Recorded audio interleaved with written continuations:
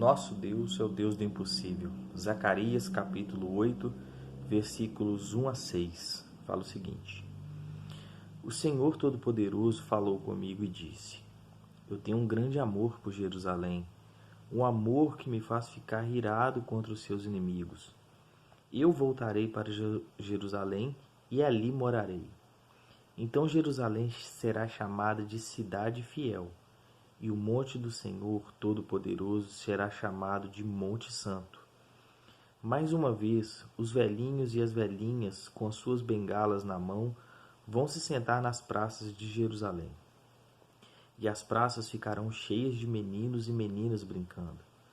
Isso pode parecer impossível aos que voltaram do cativeiro da Babilônia, mas não é impossível para mim, o Senhor Todo-Poderoso. O povo de Jerusalém tinha acabado de voltar de um exílio na Babilônia e foram 70 anos de muita destruição, física e mentalmente falando.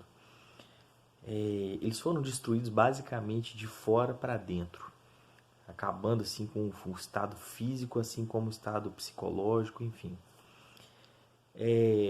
Ali na Babilônia eles eram tratados como escravos, que de fato eles eram escravos.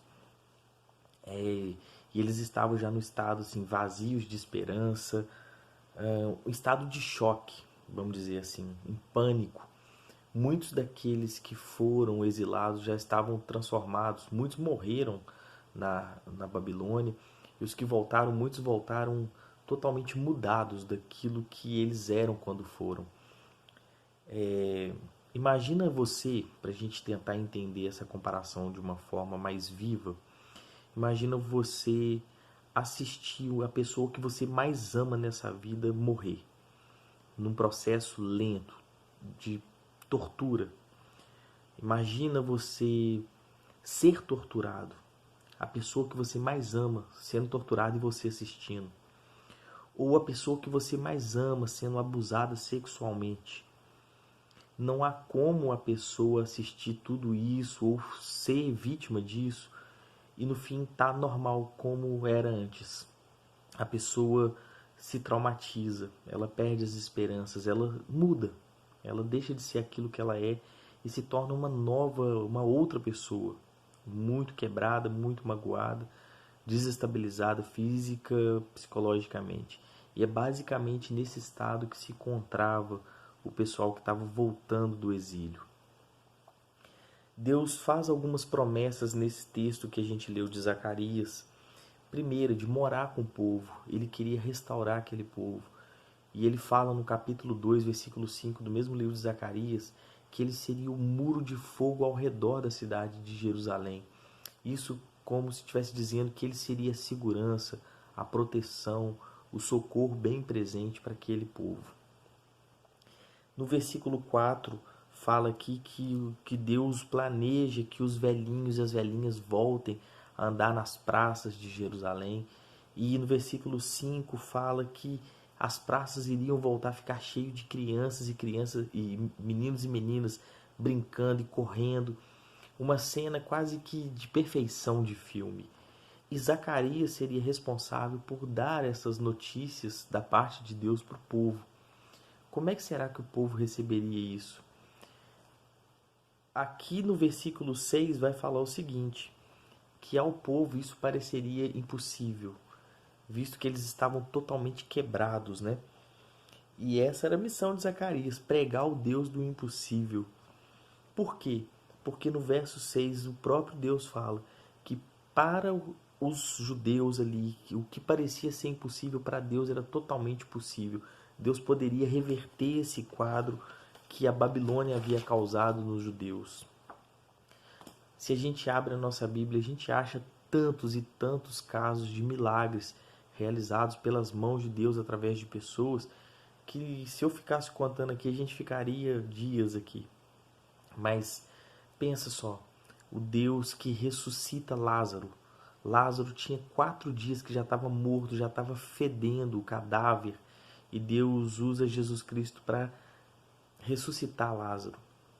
Ou o que a gente pode dizer de Moisés, que bate o cajado na água, no mar, e o mar se abre. Imagina você batendo lá no mar, em Cabo Frio, e aquele mar se abrindo.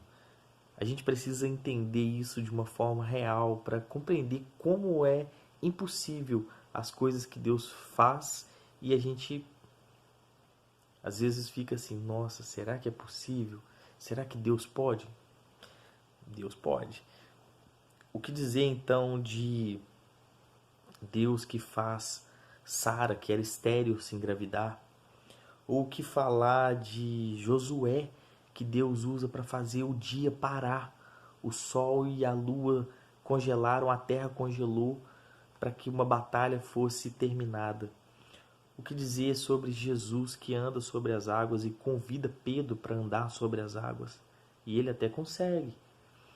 O que dizer de um Deus que possibilita salvação para seres como eu e como você? É o Deus do impossível.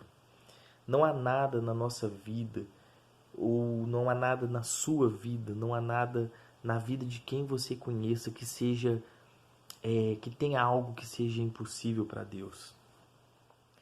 Tem muitos outros exemplos na Bíblia e fora da Bíblia também. A gente vê a mão de Deus agindo de forma milagrosa, realizando impossíveis.